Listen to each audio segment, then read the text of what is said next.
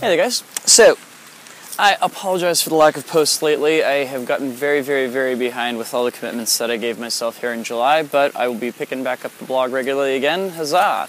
Starting with today's entry, which is going to be about a pair of hybrids that make use of both pendulums and extensions. And as you'll see, they're very similar to each other. They're just slight tweaks of each other's geometry.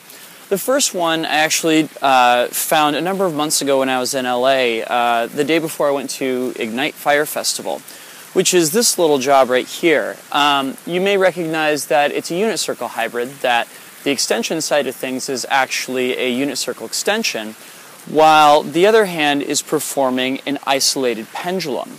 The combination of the two together create this weird kind of bouncing effect, which is not that terribly different from the hybrid it's derived from, which is the extension versus isolation.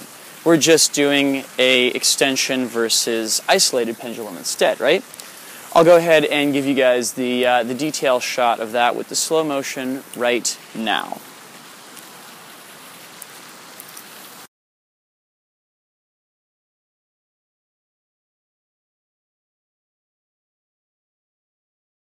Cool. Ironically enough, I actually ran into a very similar move to this also at IgNight, which was one that Ronan was performing, which he said he'd gotten it, I think, from Mel, don't quote me on that, but it has a quite similar feel to this hybrid that we just played with. The difference is that instead of playing around with an isolated pendulum, we're going to switch it into more of a point-isolated kind of place, right?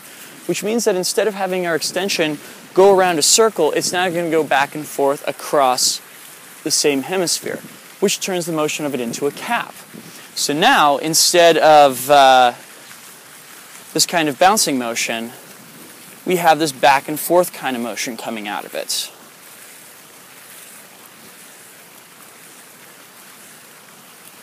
So I'll give you guys the detail shot on that right now.